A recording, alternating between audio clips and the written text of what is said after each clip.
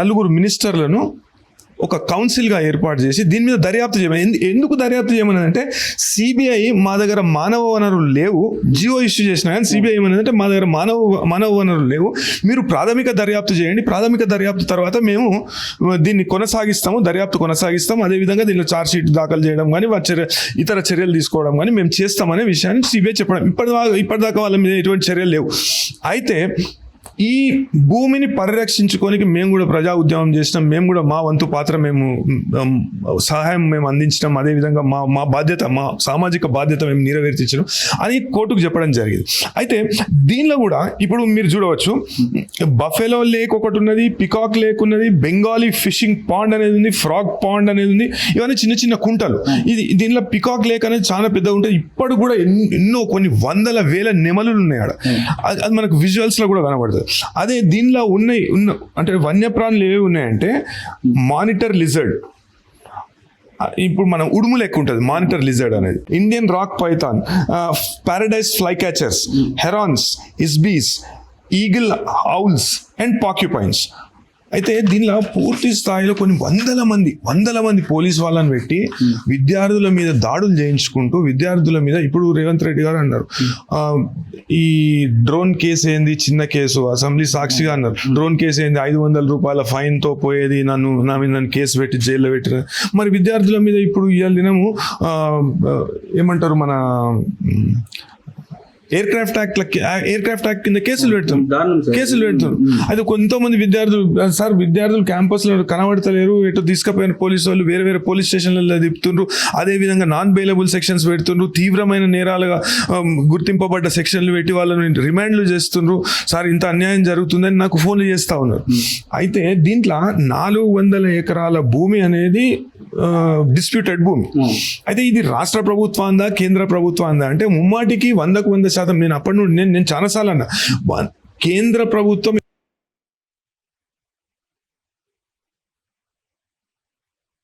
ఎందుకు ఇన్వాల్వ్ అయితే లేదని కూడా ఒక క్వశ్చన్ వస్తుంది. కేంద్ర ప్రభుత్వం మేము లేఖలతో సరిపెడతాము, పర్యావరణ సమతౌల్యత దెబ్బతింటుందా లేదా అనే విషయాన్ని మాత్రమే మేము చూస్తాం. భూమి కేంద్ర ప్రభుత్వానిదే, ముమ్మాటికి కేంద్ర ప్రభుత్వానిదే.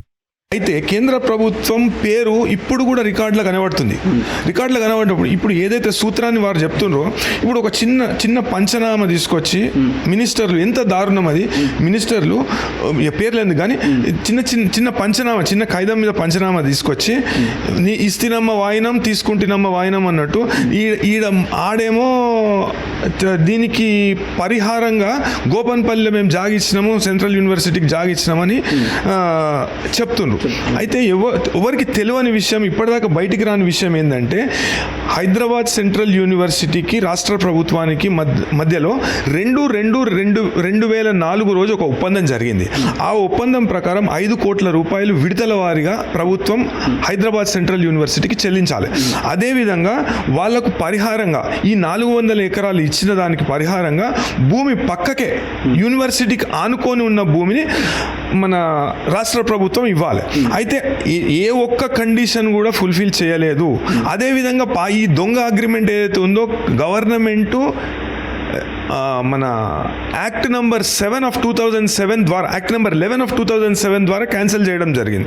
ఇప్పుడు ప్రాథమికంగా చేసుకున్న ఒప్పందమే రద్దయినప్పుడు దానిలో ఉన్న కండిషన్స్ ఒకటో రెండో కండిషన్స్ ఫుల్ఫిల్ చేయాలి, మాకు ఇచ్చేసిండ్రు వీళ్ళు వస్తలేరంటే అదే సూత్రము రాష్ట్ర ప్రభుత్వానికి అప్లై చేస్తే రాష్ట్ర ప్రభుత్వం 5 కోట్ల రూపాయలు ఇవ్వలేదు. నేను ఏంటంటే ఆర్టీఐలో ఆ ఇన్ఫర్మేషన్, ఆ డాక్యుమెంట్ నా దగ్గర ఉన్నది. కాకుంటే ఆర్టీఐలో శంఖంలో పోస్తేనే తీర్థం కాబట్టి ఆర్టీఐలో నేను అప్లై చేసిన. ఆ డాక్యుమెంట్ వచ్చినాక పూర్తి ప్రజల దృష్టికి తీసుకొస్తా, డాక్యుమెంట్ని ప్రజల దృష్టికి తీసుకొస్తా. యూనివర్సిటీకి రాష్ట్ర ప్రభుత్వానికి 2/2/2004 నాడు ఒక ఒప్పందం జరిగిన మాట వాస్తవమా కాదా అని నేను అడుగుతున్నా. ఆ ఒప్పందం ప్రకారం భూమి ఒకవేళ ఆ కారణాలకు వినియోగించకపోతే హైదరాబాద్ సెంట్రల్ యూనివర్సిటీకి రివర్ట్ బ్యాక్ అవుతుంది అని దానిలో స్పష్టంగా చెప్పడం జరిగింది. అదేవిధంగా దీనిలో ఏ షరతులు ఉల్లంఘించినా కానీ, ఏ షరతులను ఫుల్ఫిల్ చేయలేకపోయినా కానీ హైదరాబాద్ సెంట్రల్ యూనివర్సిటీకి తన భూమి తాను తీసుకునే అధికారం ఉంటుంది అనే విషయాన్ని దానిలో స్పష్టంగా చెప్పడం జరిగింది. ఇంత అయినాక కూడా ఆ జడ్జిమెంట్స్ 18 ఎకరాల 6 గుంటల విషయంలో వచ్చిన కోర్టు ఉత్తర్వులను పట్టుకొని పూర్తి స్థాయిలో భూమి మాదే మాదే మాదే అనే విషయాన్ని పదే పదే చెప్తూ ఆ చిన్న పంచనామాలు, ఒక పేపర్ మీద పంచనామా అట్లా ఎక్స్చేంజ్ అవుతుందా? అయితే హైదరాబాద్ సెంట్రల్ యూనివర్సిటీకి రిజిస్ట్రేషన్ లేదు అనే ఒక వర్గం వారు చెప్తున్నారు. అయితే హైదరాబాద్ సెంట్రల్ యూనివర్సిటీకి రిజిస్ట్రేషన్ అవసరం లేదు. ఇప్పుడు కూడా హైదరాబాద్ సెంట్రల్ యూనివర్సిటీ కేంద్ర ప్రభుత్వంగా రికార్డ్ అయిన ఎంట్రీస్ ఉన్నాయి, అది రాష్ట్ర ప్రభుత్వం రికార్డులోనే ఉన్నది. మరి మీరు ఇన్ని రోజులు ఏ చర్యలు తీసుకోలేదు కాబట్టి హైదరాబాద్ సెంట్రల్ యూనివర్సిటీదే భూమి, ఏ సూత్రం అయితే, ఏ న్యాయ సూత్రాన్ని అయితే మీరు చెప్తున్నారో, ఇన్ని రోజులు ఎటువంటి చర్యలు తీసుకోలేదు, హైదరాబాద్ సెంట్రల్ యూనివర్సిటీ ఇంప్లీడ్ కాలేదు కాబట్టి వాళ్ళు కడితే కూడా ఆపలేదు కదా ప్రభుత్వం, స్టేట్ గవర్నమెంట్ ఆపలేదు. వాళ్ళు బిల్డింగ్లు కూడా కట్టిరు, అక్షిత్ 2-3 బిల్డింగ్లు కట్టిరు మొన్ననే ఒక 3-4 ఇయర్స్ కిందట కూడా. ఆ బిజినెస్ స్కూల్ పక్కకు చూస్తే కొత్త బిల్డింగ్స్ కట్టిరు. ఆ బిల్డింగ్స్ కట్టినప్పుడు కూడా మీరు ఆపలేదు కాబట్టి అదే న్యాయ సూత్రం మీకు అప్లై అవుతుంది. అయితే దీనిలో ఇప్పుడు ఒక కమిటీ వేయడం అనేది, మినిస్టర్స్తో కమిటీ వేయడము, మన ఐఏఎస్ ఆఫీసర్స్తో కమిటీ వేయడం అనేది ఒక స్వాగతించదగిన చర్య. అయితే ప్రజాభిప్రాయ సేకరణ లేకుండా, అదేవిధంగా పర్యావరణం పట్ల కనీస బాధ్యత లేకుండా రాష్ట్ర ప్రభుత్వం ఇట్లా చేసుడు తప్పు. అయితే ఇవన్నీ ముందే చేసి ఎన్విరాన్మెంట్ ఇంపాక్ట్ అసెస్మెంట్ అనేది చేపించి, ఇప్పుడు వేరే కాడు ఉన్నాయి, మస్తు భూములు ఉన్నాయి, వేరే కాడు ఉన్నాయి. అదే అభివృద్ధి పేరుతో ఇట్లా ప్రకృతి విధ్వంసం చేస్తే ఎవ్వరు ఊరుకోరు, తెలంగాణ సమాజం అస్సలు ఊరుకోరు.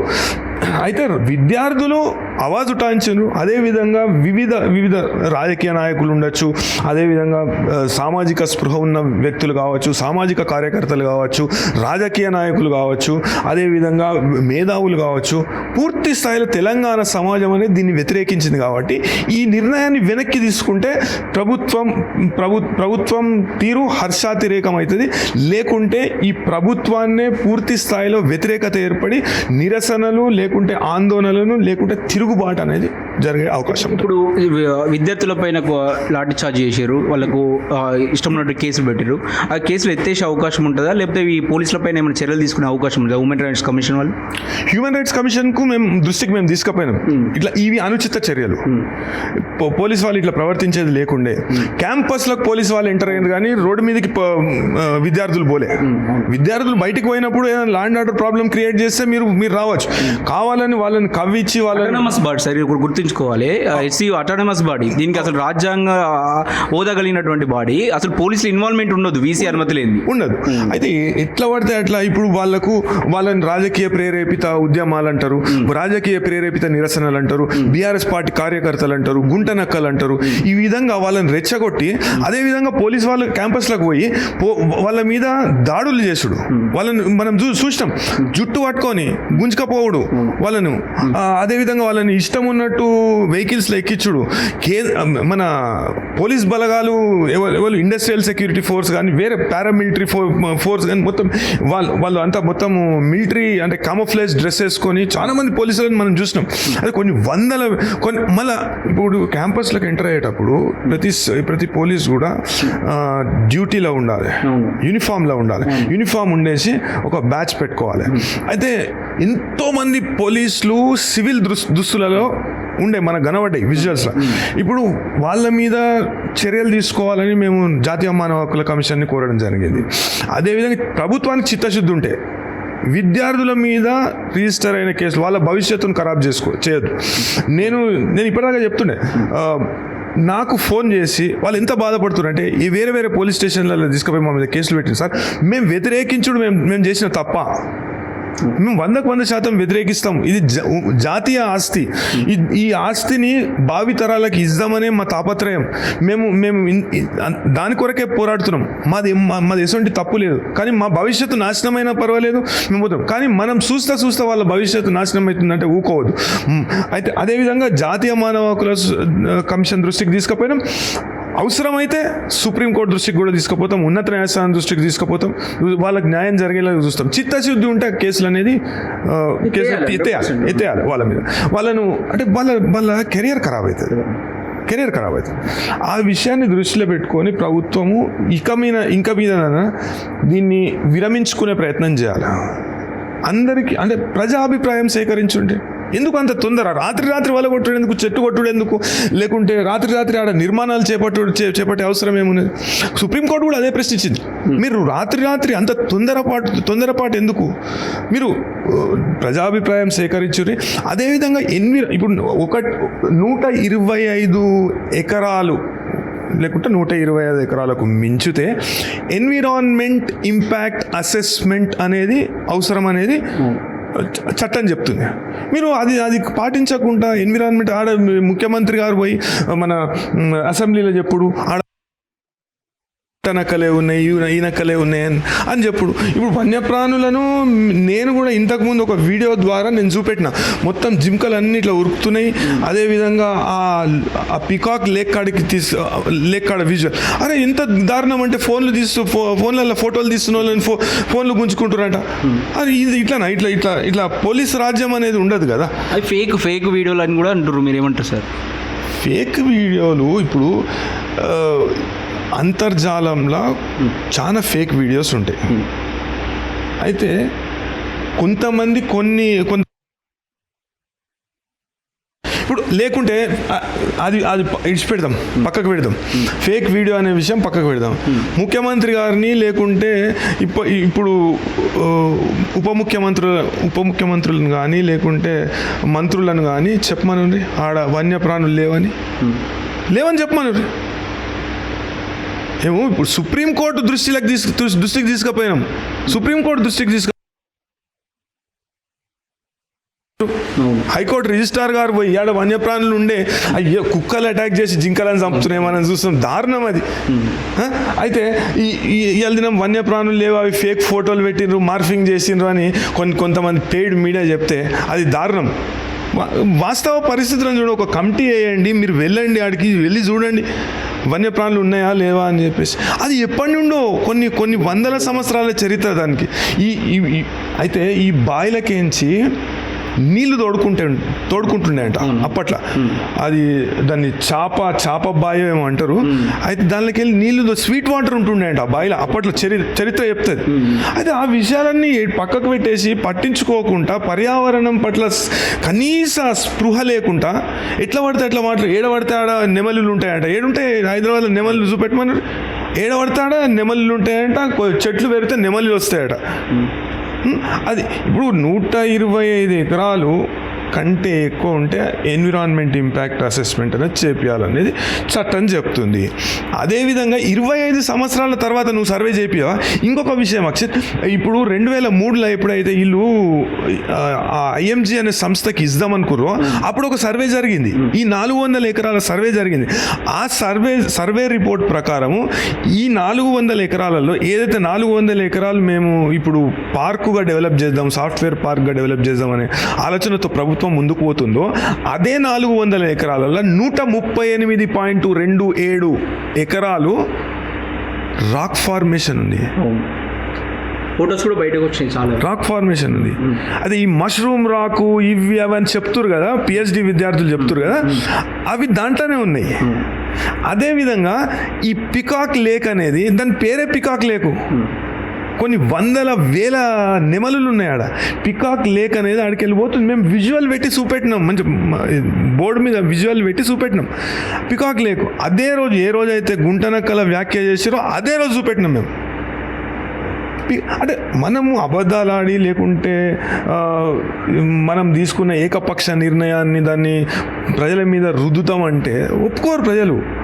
సో ఓకే సార్, ఇప్పుడు సుప్రీంకోర్టులో ఏం జరగబోతుంది? ఇప్పుడు స్టే ఇచ్చింది. సో ఇప్పుడు నెక్స్ట్ ఏం జరగబోతుంది? ప్రభుత్వం దీనికి ఏమైనా కౌంటర్ దాఖలు చేయనుందా, లేకపోతే మళ్ళీ తప్పుదోవ పట్టించే అవకాశం ఉంటుంది ఏమన్నా? నివేదిక అయితే ఏమన్నది. ఇంకొకటి ఏంటంటే ఈ మధ్యలో మాకు ఎటువంటి సమాచారం వచ్చినా, మా ఆజ్ఞలను ఉల్లంఘిస్తుందని సమాచారం వచ్చినా, లేకుంటే ఆ విధంగా ప్రవర్తించినా కానీ తీవ్ర పరిణామాలు ఉంటాయని హెచ్చరించింది సుప్రీంకోర్టు. అదేవిధంగా ఆడ వాస్తవ పరిస్థితులను రిజిస్ట్రార్ అంటే ఒక డిస్ట్రిక్ట్ జడ్జి స్థాయి అధికారి. ఆయన వ్యక్తిగతంగా ఆడికి పోయి చూసి ఆడ ఇట్లా జరిగింది. ఇంకొకటి చెట్లు ఏడికి పోయినాయి అనే ప్రశ్న కూడా అడుగుతున్నారు.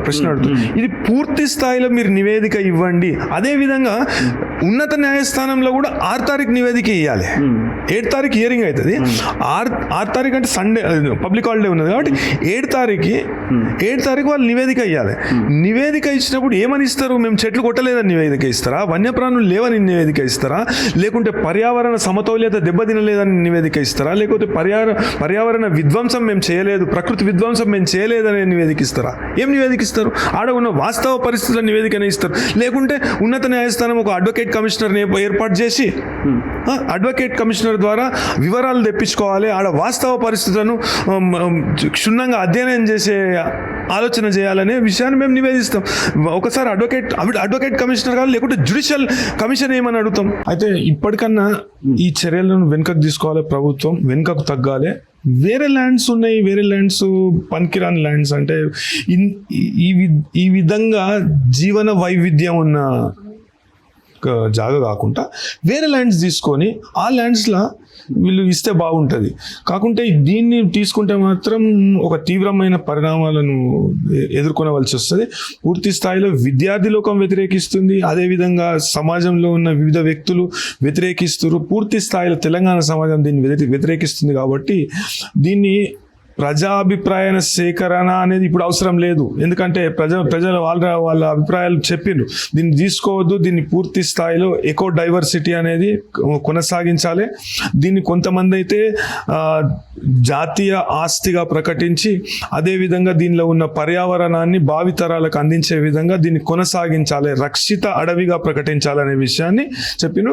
ఇక సుప్రీంకోర్టు ఉత్తర్వుల మీద ఆధారపడి ఉంటుంది. అదేవిధంగా కేంద్ర ప్రభుత్వం కూడా దీని మీద వెంటనే స్పందించి ఈ భూమిలో ఎటువంటి చర్యలు అంటే చెట్లను కొట్టడం కానీ లేకుంటే పర్యావరణ సమతౌల్యత దెబ్బతినే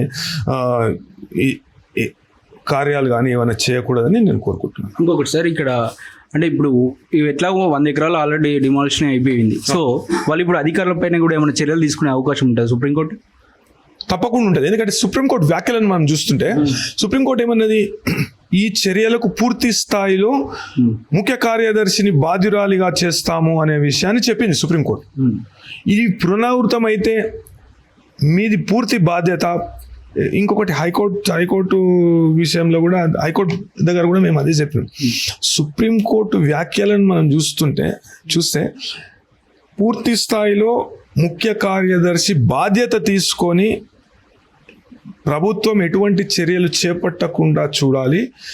చేపడితే వీళ్ళు ఎటువంటి ఉల్లంఘన చేస్తే ఎటువంటి చర్యలైనా చేపడితే వాళ్ళ మీద కాదు, ముఖ్య కార్యదర్శి మీద చర్యలు తీసుకుంటామనే విషయం చెప్పడం. రైట్. ఇది చూస్తూ ఉంటే ఏది ఏమైనా సరే అక్కడ చాలా విధ్వంసం జరిగింది. కానీ హైలైట్ ఏంటంటే జనాలు విపరీతంగా స్పందించి సోషల్ మీడియా పోస్టులు చేసి అది సుప్రీంకోర్టు వరకు చేరి ఈరోజు సుమోటో కేసు తీసుకునేటువంటి పరిస్థితి మనం చూసినాం. సో ప్రభుత్వం ఇంత మొండిగా నేను పోతా, నేను చేస్తా, ఇష్టం ఉన్నట్టు నేను మా భూమి ఏదన్నా చేస్తా, ఏమన్నా పెడతా అంటే పబ్లిక్ ఒపీనియన్ కూడా చాలా ఇంపార్టెంట్ ఇక్కడ. ఎందుకంటే ఇది సమాజం యొక్క ఆస్తి, ఇది సమాజంకి ఉపయోగపడాలి. అంటే వీళ్ళు ప్రభుత్వం చెప్తుంది మేము కూడా ఐటీ పార్కులు ఇంకేం పెట్టేసి మేము కూడా పబ్లిక్ ఉపయోగపడేలా చేస్తామని చెప్తున్నప్పటికీ కానీ పర్యావరణము అవసరము. ఒక ఊపిరితిత్తులు లాంటి హైదరాబాద్కు ఆ ప్రాంతం ఉన్న వాళ్ళకు ఊపిరితిత్తులు లాంటి ప్రాంతం అది. ఇంత ఈ పొల్యూషన్ అటు ఇప్పటికే మొత్తం అంతా కాంక్రీట్ జంగల్, చుట్టుపక్కల మొత్తం కాంక్రీట్ జంగల్. అది మొత్తం చూస్తుంటే ఇప్పుడు ఈ యొక్క ప్రాంతాన్ని కూడా లేకుండా చేస్తే అక్కడ అసలు బతకడమే కష్టం అవుతుంది. అక్కడికి ఇంకా హైలైట్ ఏంటంటే అక్కడ లేక్స్ చాలా ఉంటాయి, ఒక 2-3 లేక్స్ ఉన్నాయని చెప్తారు. అక్కడ ఉన్నటువంటి పైనటువంటి కొండల నుంచి పడ్డ వాటరు వచ్చుకుంటూ ఇంకో లేక్ నుంచి ఇంకో లేక్ పారుకుంటూ అట్లా వెళ్ళిపోతూ ఉంటాయి. అవి ఒక మొత్తాన్ని కొలాప్స్ చేస్తే అక్కడ ఉన్నటువంటి వాతావరణం దెబ్బతినే అవకాశం ఉంటుందని చెప్పేసి చాలా మంది పర్యావరణవేత్తలు చెప్తున్నటువంటి పరిస్థితి. మరి ఇంకా ప్రభుత్వం దీనిపైన ఇంకా ఊగుంటుందా, లేకపోతే ఇంకా సుప్రీంకోర్టులో కౌంటర్ దాగి చేసి, లేకపోతే మరి పర్యావరణ అనుమతులు కావచ్చు ఇంకా ఏమైనా తీసుకొచ్చుకొని మళ్ళీ ముందుకు పోతుందా చూడాల్సి ఉంది. కెమెరామెన్ వెంకటేష్తో అక్షిత్, హైదరాబాద్.